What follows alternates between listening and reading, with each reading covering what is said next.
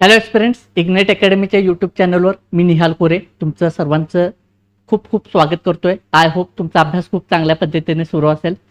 एक महत्त्वाची न्यूज आहे, त्याच्यावर आपण चर्चा करणार आहोत. फक्त ती एक बातमी म्हणून न बघता त्याच्याकडे आपल्याला ते एकत्रितपणे GS1 GS3 ह्या अनुषंगाने ह्याच्यावर चर्चा करायची आहे. मीन्सच्या पर्स्पेक्टिव्हनं हा खूप महत्त्वाचा मुद्दा आहे. तर आपल्या सरकारने जे आहे ते साखर निर्यात बंदी केलेली आहे. ते करण्यामागं काय आहे? फक्त हा व्यापारी धोरण आहे का? तर बिलकुल नाही आहे. तर त्याच्यामागे खूप सारे आयाम आहेत. म्हणजे अन्न सुरक्षा आहे, त्याचबरोबर कृषी ॲग्रिकल्चरल मॅनेजमेंट आणि ह्या सगळ्या गोष्टीचा हे आहे, महागाई नियंत्रण आणि ह्या सगळ्या गोष्टी आपल्याला व्यवस्थित हँडल करायच्या. आणि ते का केलेलं आहे त्याच्या संदर्भात चर्चा करायची आपल्याला. ही महत्त्वाची कालची न्यूज आहे आणि त्याच्या अनुषंगानं आपल्याला ही चर्चा करायची आहे. तर तत्पूर्वी ही माझ्याबद्दलची माहिती आहे. मी निहाल कोरे 2022च्या बॅचचा UPSC टॉपर आहे. मराठी माध्यमातून मी परीक्षा दिली होती. PSI ऑप्शनल होता माझा. कॉम्पिटिटिव्ह एक्झाम माइंडसेट ट्रेनर म्हणून मी सध्या काम करत आहे. माझं पॅशन आहे ते. आणि त्याचबरोबर लाईफ कोचिंग संदर्भात तुम्ही ऐकलं असेल, neuro linguistic programming NLP coach म्हणून मी सध्या NLP प्रॅक्टिशनर म्हणून काम करत आहे. त्याचबरोबर mindset trainer. Mindset is everything आपण असं म्हणतो, पण तो माइंडसेट नेमका काय आहे, तो कशा पद्धतीने डेव्हलप करता येतो, ठीक आहे, वेगवेगळ्या गोष्टींचा अप्रोच कशा पद्धतीने. तर माइंडसेट ट्रेनर म्हणून मी अनेकांना ट्रेनिंग दिलेलं आहे. त्याचबरोबर हे सगळ्यात महत्त्वाचं मेमरी ट्रेनर, ठीक आहे, मेमरी ट्रेनर म्हणून मी सुद्धा काम करत आहे. त्याच्या ह्या सगळ्या गोष्टीच्या अनेक वर्कशॉप कार्यशाळा मी घेतलेल्या आहेत. आजही त्या गोष्टींवर मी काम करत आहे. चला आपल्या इश्यूवर चर्चा करूयात. शुगर एक्सपोर्ट बॅन खूप महत्त्वाचं आहे. भारताची साखर निर्यात बंदी का केलेली आहे? भारत सरकारने 30 सप्टेंबर 2026 पर्यंत सर्व प्रकारच्या साखरेच्या रॉ, व्हाईट, रिफाइंड ह्या सर्व प्रकारच्या साखरेवर पूर्णपणे बंदी आणलेली आहे. का केलेले? ही बंदी फक्त व्यापार धोरण आहे का? तर नाही. तर त्याच्यामध्ये हे वेगवेगळ्या डायमेन्शन आहेत. याच्यामध्ये फूड सिक्युरिटीचा आहे, त्याचबरोबर इन्फ्लेशन, महागाई नियंत्रण, हवामान बदल, क्लायमेट चेंज, त्याचबरोबर एनर्जी सिक्युरिटी आणि कृषी अर्थव्यवस्था यांच्याशी जोडलेला व्यापक असा धोरणात्मक निर्णय आहे. हा धोरणात्मक निर्णय घेण्याची खूप गरज होते, म्हणून हा घेतलेला आहे. फक्त ते एक व्यापारी धोरण म्हणून न बघता हे सगळे आयाम आहेत आणि त्या पद्धतीने आपल्याला ह्याच्याकडे बघायचं आहे. आणि हे खूप महत्त्वाचे मुद्दे आहेत, सतत चर्चेमध्ये आहे. जग आता वेगळ्या अस्वस्थतेकडे वळत आहे. जगाचं आपल्याला माहिती आहे व्यवस्था कुठे, म्हणजे कशा पद्धतीने वातावरण बदलत चाललेलं आहे. ह्या सगळ्या परिस्थितीमध्ये असे निर्णय घेणं का? तर आपल्याला शेती आणि ह्या सगळ्या गोष्टी खूप चांगल्या पद्धतीनं हँडल करायचे आहेत. महागाई नियंत्रणाचं चॅलेंज आहे आणि अशा परिस्थितीमध्ये हा निर्णय घेणं कुठेतरी गरजेचं होतं, म्हणून आपल्या सरकारनं हा निर्णय घेतलेला आहे. तर त्याच्यावर आपण सविस्तर चर्चा करूया. काय चॅलेंज आहे? अल निनो संदर्भात मी ऑलरेडी लेक्चर घेतलेला आहे. अल निनो का आहे, कशा पद्धतीने होतो, ते लेक्चर घेतलेलं आहे, युट्यूबला आहे. हीट वेव्हचा कशा पद्धतीने स्ट्राईक झालेला आहे ते आपण घेतलेलं आहे, ठीक आहे. मग ह्या हवामान बदलाचा धोका आहे. आता ही परिस्थिती, अशी परिस्थिती शास्त्रज्ञांनी किंवा अभ्यासकांनी भीती व्यक्त केलेली आहे. येत्या काळात अल निनोचं होणार आहे आणि दुष्काळ सदृश्य परिस्थिती निर्माण होणार आहे. मग काय होणार आहे? प्रोडक्शन कमी होणार आहे. मग हे प्रोडक्शन कमी होत असेल तर मग आजच आपण एक्सपोर्ट करायला लागलो तर नंतर काय? म्हणून आपण एक्सपोर्ट बंदी करायची आहे. हा अशा पद्धतीने एक जायचं धोरणात्मक निर्णय आपण घेतलेला आहे. अल निनोमुळे मान्सून कमी होतो, हे आपल्याला माहिती आहे. कशा पद्धतीने होतो काय ते जॉग्राफिकल टर्मिनॉलॉजी आणि ह्या सगळ्या गोष्टीवर आपण चर्चा केलेली आहे. दुष्काळी परिस्थिती निर्माण होते आणि ऊस उत्पादन घटणार आहे. ऑब्व्हियसली ऊस उत्पादन हे मोठ्या प्रमाणावर घटणार अशी परिस्थिती निर्माण आहे. मग घटते म्हणजे अल निनोमुळे. मग आता अल निनो सदृश्य परिस्थिती निर्माण झालेली आहे, म्हणून कुठेतरी आपल्याला हे जे काय प्रतिबंधात्मक उपाय म्हणून हे आपल्याला निर्णय घ्यावा लागलेला आहे. ऊस पिकाचे वैशिष्ट्य पहिल्यांदा समजून घ्या. ऊस हे दीर्घकालीन पीक आहे. उत्तर भारतामध्ये साधारण 11 ते 12 महिने. मग आता हे काय करायचं आहे? ज्यावेळी क्वेश्चन येतो, आता क्वेश्चनचा अप्रोच, आन्सर रायटिंग हे एका दिवसात तयार होत नाही, म्हणून आन्सर रायटिंगचा अप्रोच मी ह्या लेक्चर्समधूनच मी सांगत असतो. अशा पद्धतीचा क्वेश्चन जर विचारला तर शुगर केन बेल्ट किंवा ज्यावेळी ऊस पट्टा कुठला आहे तर लक्षात ठेवायचं, मॅप काढायचा आणि असे मार्क करायचे. ठीक आहे, आता हा महाराष्ट्राचा हा इथं रिजन आहे तर इथं मार्क करायचं. तर अशा पद्धतीने हे मॅपिंग करायला सुरुवात करायची, म्हणजे नोट्स काढतानाच अशा पद्धतीने काढायचे. महाराष्ट्रात ऊस साधारण 15 ते 18 महिने असतो. कुठं आहे ते बघून घ्या. आता आजचा दुष्काळ जे आहे तो पुढे 2 वर्षांनी उत्पादनावर परिणाम होऊ शकतो. मग असा उत्पादनावर परिणाम होणार आहे अशी चिन्ह दिसताना आपल्याला हा निर्णय घ्यावा लागणार आहे. हवामान बदलाचा अन्न सुरक्षेवर परिणाम होतो, ऑब्व्हियसली माहिती आहे. Climate resilient agriculture. आता हवामान बदलाचा जर आपल्या फूड सिक्युरिटीवर परिणाम होत असेल तर आपल्याला कुठेतरी हा निर्णय घ्यावा लागेल, ठीक आहे. खत पुरवठा, आता मी काय मागच्या एका लेक्चरमध्ये मी बोललेलो आहे, काय खत पुरवठा ड्युअल क्रायसिसमध्ये इंडियन ऍग्रिकल्चर सध्या अडकलेलं आहे. भारतीय शेती किंवा भारतीय शेतकरी जे आहे ना, तो दुहेरी संकटात अडकलेला आहे. आता काय संकट आहे दुहेरी? एका बाजूला काय व्हायला लागलंय, जिओ पॉलिटिकल रिझन्समुळे काय व्हायला लागलंय, खत पुरवठा कमी आहे, खत पुरवठा प्रॉपर होत नाहीये. आणि दुसऱ्या बाजूला काय आहे, हे हवामान बदल किंवा दुष्काळ किंवा हीट स्ट्राईक आहे. हीट स्ट्राईकचा ठीक आहे, हीट वेव्ह आपण म्हणतोय, हीट वेव्ह झालेले आहे. मग आता हीट वेव्ह झाल्यामुळे काय झालेलं आहे, ऑलरेडी काही पिकं होते. आता हीट वेव्हचा परिणाम नेमका कुठे झालाय, काढणीला आलेली जी पिकं आहेत ना ती डिस्ट्रॉय झालेली आहेत बऱ्याच ठिकाणी, किंवा जी काही पिकांची फळधारणा झाली होती त्याच्यावर तो स्ट्राईक बसलेला आहे, त्यामुळे उत्पन्न कमी झालेलं आहे. आणि दुसरं क्रायसिस काय आलेलं आहे, ज्याला आपण म्हणतो की आपण मराठीमध्ये म्हणाय दुष्काळात 13वा महिना. अशा अडचणी मागे अडचणी म्हणून काय झालेलं, परत हे आणखी दुसरे काय निर्माण झाले, खत पुरवठा. हे तर कंटिन्यू म्हणजे हे जे काय वॉरची सिच्युएशन आहे त्याच्यामुळे हे झालेलं आहे. आणि त्याच्यामध्ये हा हीट स्ट्राईक झालेला आहे, हीट वेव्हचा स्ट्राईक झालेला आहे. अशामुळे काय झालं, दुहेरी संकटात शेतकरी सापडलेला आहे. मग अशा परिस्थितीमध्ये काय झालेलं आहे, हे आव्हान जे शेतीसमोर दुहेरी उभं राहिलेलं आहे.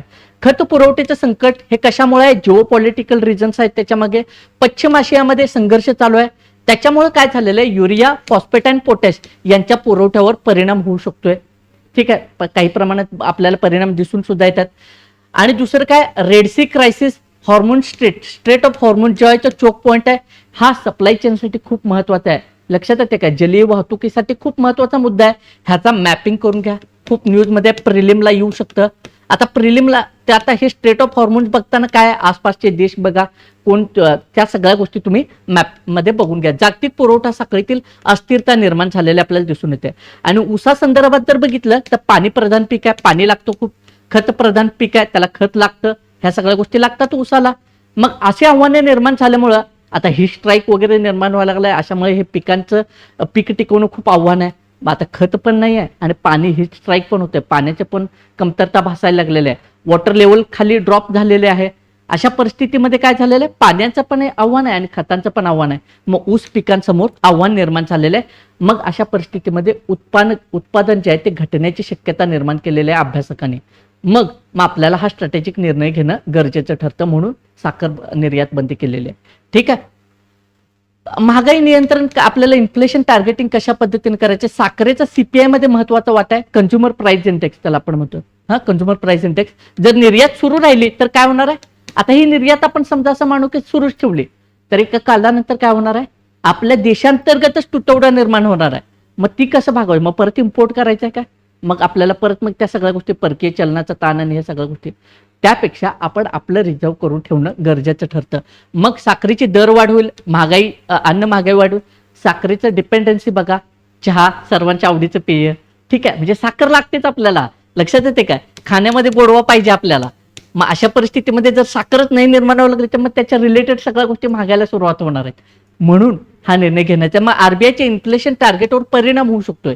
मग आपल्याला म्हणून हा निर्णय घेतलेला आहे. म्हणून काय म्हटलं, फक्त व्यापार धोरण म्हणून नाही बघायचं, ह्या बॅन काय परिणाम होऊ शकतोय. मग आता आपण एक्सपोर्ट आता चालूच ठेवलं, नंतर आपल्या इथं उत्पन्न नाही झालं तर आपण करायचं काय, आपली ही सायकल डिस्टर्ब होऊ शकते. मग आपल्या इथे व्यवस्थेवर ताण निर्माण होऊ शकतो, महागाई बूस्ट होऊ शकतो. मग परत त्या महागाई कंट्रोल करणं आणि ह्या सगळ्या गोष्टी किती आव्हानात्मक होऊन जातात. बऱ्याच गोष्टींची आज महागाई आपण बघतोय. मग अशा परिस्थितीमध्ये साखर आणि साखरेचं खूप फ्लक्च्युएटिंग आहे, म्हणजे साखरेचं खूप हे आहे. लक्षात येते का, म्हणजे आपण चहाच बघा, आपण चहासाठी साखर लागतोय. ठीक आहे, तर ह्या सगळ्या गोष्टी मग असं होऊ नये, अन्न महागाई वाढ होऊ नये म्हणून आपल्याला हा निर्णय घ्यावा लागतोय. महागाई नियंत्रणासाठी हे खूप गरजेचं आहे. साठेबाजी आणि कृत्रिम तुटवडा सुद्धा रोखायचा आहे. सरकारला शंका आहे की काही साखर कारखाने चुकीचे स्टॉक डिक्लेरेशन करत आहेत, म्हणून काय करायचं आहे, P second return, monthly stock declaration. आता इथं काय केलेलं आहे, असं पण धोरण राबलं, मंथली तुम्ही स्टॉक डिक्लेअर करा असं सरकारने सांगितलंय. रिलीज मेकॅनिझम आणि यावर कठोर नियंत्रण सरकारने आणलेलं आहे. म्हणजे आता साठेबाजी आणि ह्या सगळ्या पण गोष्टी होतात, ज्यावेळी असं वाटते की महागाई आणि ह्या सगळ्या गोष्टी वाढणार आहे ह्या विशिष्ट पदार्थ, मग त्यावेळी काय गोष्टीची साठेबाजी व्हायला सुरुवात होते. मग त्या काय, साठेबाजीवर सुद्धा सरकारनं नियंत्रण आणायचं ठरवलेलं आहे. ठीक आहे, किंबहुना ते आणलेलं आहे. भारतीय साखर उद्योगाची सद्यस्थिती या दृष्टिकोनातून, या मुद्द्यामुळे आपल्याला समजून घ्यायचे, जागतिक स्थान काय, जगातला सर्वात मोठा साखर उत्पादक देश आहे भारत. ठीक आहे, तर जगातला सर्वात मोठा ग्राहक सुद्धा आहे. 2024 मध्ये तिसरा सर्वात मोठा निर्यातदार राहिलेला आहे. ही प्रीसाठी महत्वाची फॅक्ट आहे. प्रिलिमला कुठेतरी स्टेटमेंट येतं, 3-4 statement. With regarding to sugar industries consider the following statements. मग हे इथं कुठेतरी स्टेटमेंट असतं. मग भारत तिसरा आहे, तर 2024 मध्ये भारत 5वा होता असं काहीतरी स्टेटमेंट बिघडवण्याचा प्रयत्न करतील किंवा फर्स्ट एक्सपोर्टर असं म्हणतील. मग तिथं आपल्याला ओळखून जायचं की हे स्टेटमेंट रॉंग आहे. ठीक आहे, तर त्याच्यासाठी अशाच येतात क्वेश्चन. आपण काय करतो, म्हणून इश्यूज समजून घेणं गरजेचं आहे. फक्त पाठांतर न करता, पाठांतर तर केलंच पाहिजे, ठीक आहे, पाठांतराचं एक वेगळं महत्व आहे, पण ते इश्यू समजून घ्यायचे आहेत, त्याचे डायमेन्शन समजून घ्यायचे आहेत. लक्षात येते का? GS सामान्य अध्ययन, याचा अर्थ बऱ्याचदा आपण काय काढलेलं आहे, सामान्य अध्ययन म्हणजे सामान्य असतं, तसं नाही आहे. त्याचे लिंकेजेस तुम्हाला लावता यायला पाहिजेत. लक्षात येते का? तर त्या पद्धतीने समजून घ्यायचे. उत्पादन स्थिती काय आहे 2025-26 मध्ये बघा, 279 लाख टन, प्रारंभिक साठा साधारण 50 लाख टन आणि एकूण उपलब्धता ही सगळ्या आकडेवारी बघून घ्या. देशांतर्गत वापर किती होतो साधारण, ह्या सगळे मुद्दे तुम्ही बघून घ्या पॉज करून. निष्कर्ष काय, उत्पादन पुरेसं आहे, ठीक आहे, मात्र भविष्यातील हवामान धोका आहे. आता सध्या स्थितीला हे जे उत्पादन झालेलं आहे ते पुरेसं आहे, नो डाऊट, याच्याबद्दल काही अडचण नाही आहे. मग एक्सपोर्ट बंदी काय, येणारा काळ संघर्षाचा आहे, येणारा काळ जो अडचणीचा आहे. मग आपण बऱ्याचदा काय बघा, आपल्याला फायनान्शियल मॅनेजमेंट मध्ये सुद्धा आता एखाद्या आपल्या ज्यावेळी एखादं मंथली इन्कम खूप चांगला एखाद्या महिन्यात पैसा आला असेल तरी आपण काय करतो, त्या महिन्यासाठी खूप चांगला आहे ना, पण समजा पुढच्या 1-2 महिन्यासाठी काही आपले EMIs असतील किंवा आणखी काय, तर त्याच्यासाठी आपण काय करू शकतो, क्रायसिससाठी आपण ठेवू शकतो. आणि तीच पद्धतीचा आहे की आता ओके आहे, म्हणजे ठीक परिस्थिती आहे, चांगलीच परिस्थिती आहे आता, मात्र भविष्यातील हवामानाचा जो धोका निर्माण झालेला आहे, अल न्यूनची जी भीती व्यक्त केलेली आहे, मग अशा परिस्थिती म्हणून आपल्याला तो निर्णय घ्यायचा. निर्यात वाढ, इथेनॉल डायव्हर्जन, त्यामुळे त्यामुळे सरकार जे आहे ते सावधानतेची पावलं याच्यामध्ये टाकत आहे आणि ही सावधानता गरजेची आहे. कारण काय, जग खूप अस्थिर आहे आणि अशा परिस्थितीमध्ये आपलं प्रत्येक पाऊल सावधतेने टाकणं गरजेचं आहे. ठीक आहे, भारतातील साखर उद्योगाचे भौगोलिक स्वरूप समजून घ्या. मेन्सला क्वेश्चन आलेला आहे UPSCला. शुगर केन इंडस्ट्रीज साऊथकडे का जास्त आहेत आणि त्याचं स्वरूप स्पष्ट करा, अशा पद्धतीचं UPSC मेन्सला क्वेश्चन आलेला आहे ऑलरेडी. मग थोडासा तोच क्वेश्चन डायनामिक वेने येऊ शकतो, त्यामुळे तुम्ही हे डेटा समजून घ्या. राज्यसेवेला क्वेश्चन येऊ शकतो. उत्तर भारतामध्ये हे प्रमुख राज्य आहेत, उत्तर प्रदेश, हरियाणा, पंजाब, मॅपिंग करून घ्या. दक्षिण भारतामध्ये महाराष्ट्र, कर्नाटक, तामिळनाडू आहे. आता याच्यामध्ये समस्या आणि फायदे काय आहेत बघूया. फायदे काय, जास्त रिकव्हरी रेट आहे, दीर्घ क्रशिंग सीझन आपल्याला आहे याच्यामध्ये. मात्र समस्या काय, शुक्रोज रिकव्हरी कमी आहे, थंडीमुळे उत्पादन घटते आणि कमी क्रशिंग सीझन. हे कुठं आहे, उत्तर भारतामध्ये. आणि इथे काय, दक्षिण भारतामध्ये हे फायदा. मग आता मी सांगितलं ना, क्वेश्चन आलं तर दक्षिण भारतामध्ये का शुगर केन इंडस्ट्रीज जास्त वाढली, साखर हे जे आहे साखर कारखानदारी का जास्त डेव्हलप झाली, अशा पद्धतीचा क्वेश्चन, त्याची कारणंही आहेत. लक्षात येते का? क्रशिंग सीझन जो आहे तो दीर्घकाळ चालतो, इथला जो क्रशिंग सीझन कमी काळ चालतो. इथली समस्या काय आहे, पाण्याचा तीव्रता आणि भूजल पातळी घट होते. आणि UPSCला अनालिटिकल पॉईंट समजून घ्या. Water guzzling crop in drought prone regions असं आपलं म्हटलं जातं. ठीक आहे, पाणी जास्त कंझ्युम करणारे हे क्रॉप आहे आणि हे एक चॅलेंज आहे. इथेनॉल ब्लेंडिंग कार्यक्रम काय आहे, याच्यामध्ये महत्व आहे. साखर उद्योगाला जे आहे ते शुगर इकॉनॉमी म्हणजे बायोफ्युल इकॉनॉमी म्हणून सुद्धा बघू शकतो. म्हणजे शुगर इकॉनॉमी जी आहे ती बायोफ्युल इंडस्ट्रीमध्ये कन्वर्ट होऊ इच्छिते, म्हणजे त्याच्यामध्ये रूपांतरित होऊ इच्छिते. हा एक महत्वाचा आहे. म्हणजे बायोफ्युल त्याच्यातून खूप चांगल्या पद्धतीनं मिळवू शकतो आपण. म्हणजे काय, त्याच्यातून आपल्याला आणखी परत त्याच्यात जे काय ते बूस्ट करता येईल आपली इंडस्ट्री.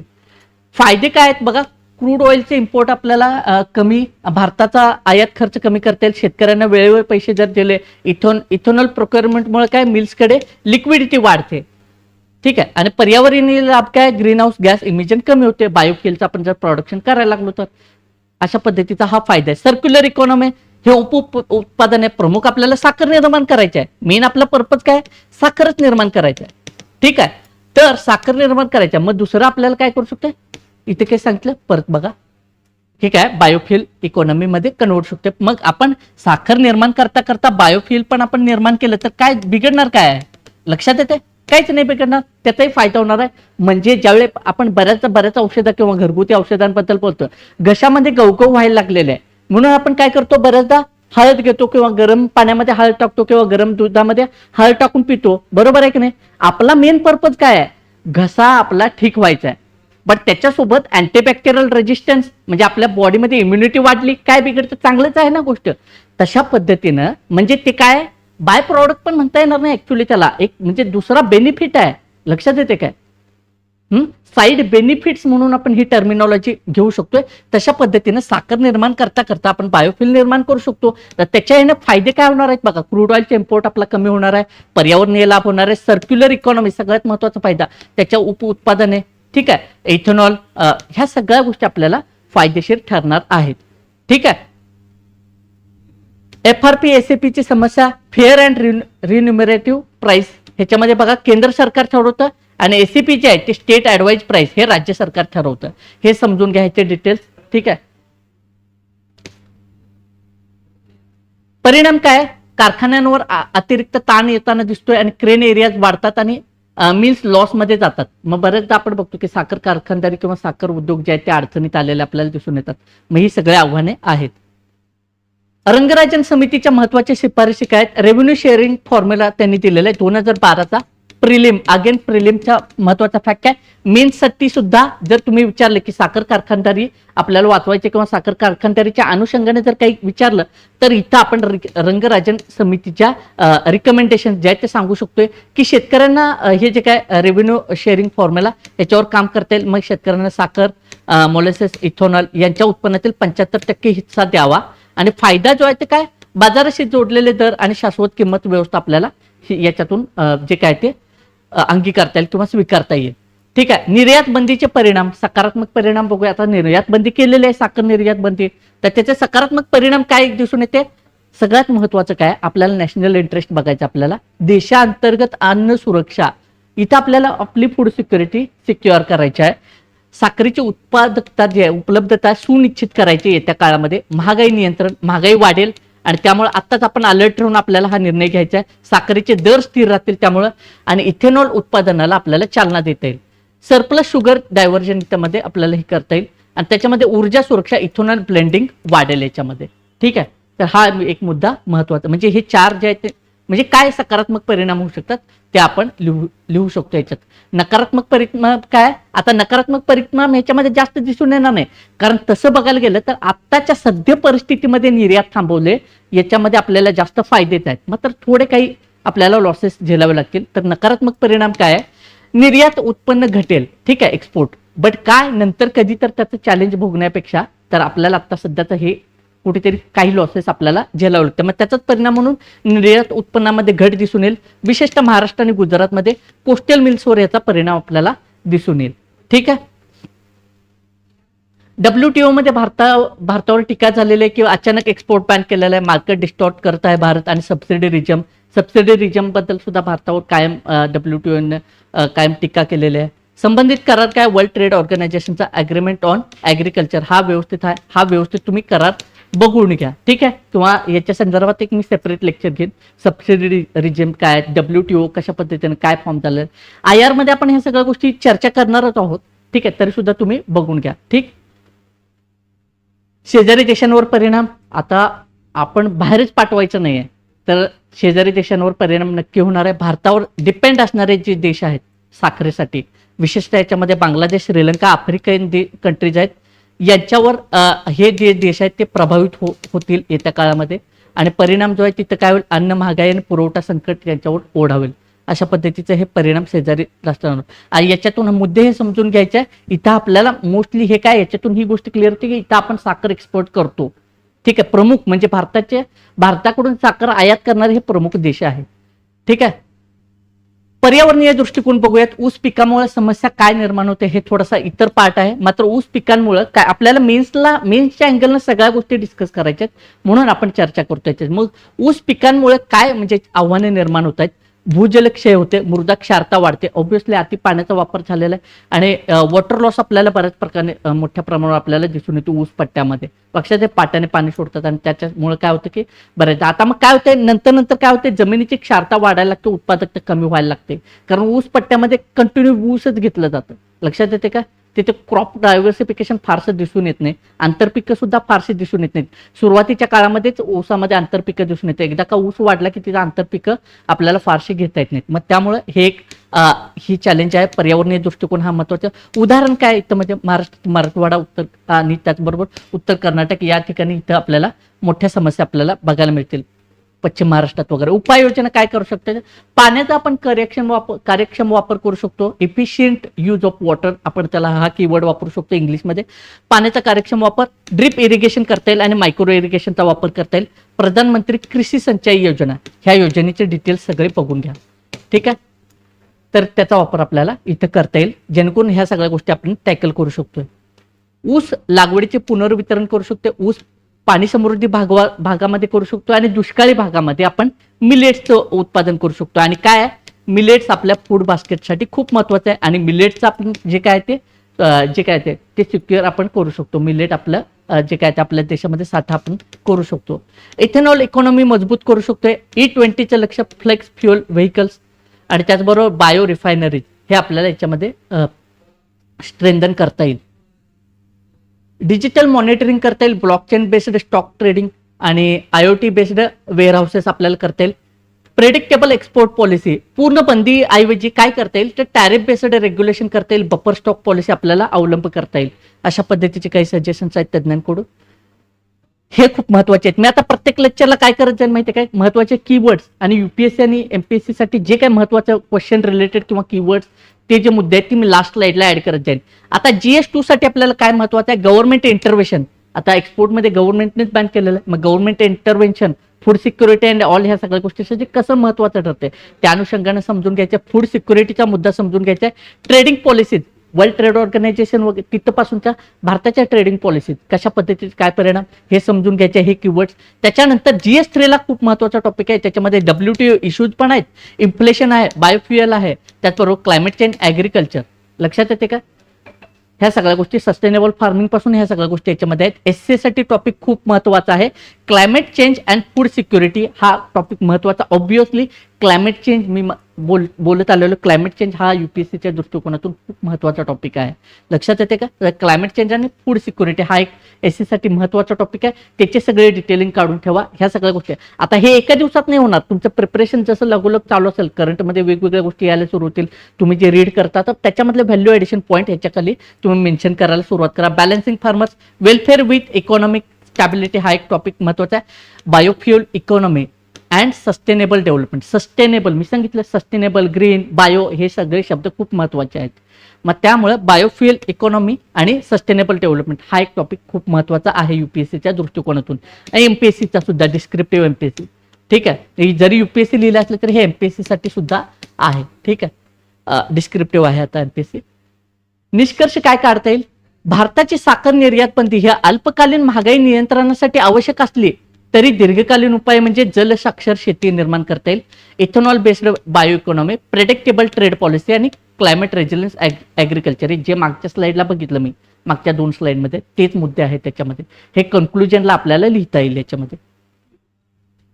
क्वेश्चन बघूयात. अगेन सेम, जे विद्यार्थी क्वेश्चन लिहितील त्यांनी माझ्या व्हॉट्सअप नंबरला पाठवा. जे पाठवतील त्यांनाच मी मॉडेल आन्सर प्रोव्हाइड करेन.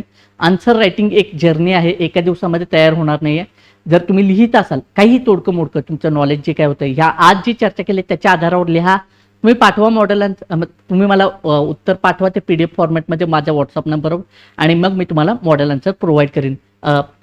हा माझा नंबर आहे.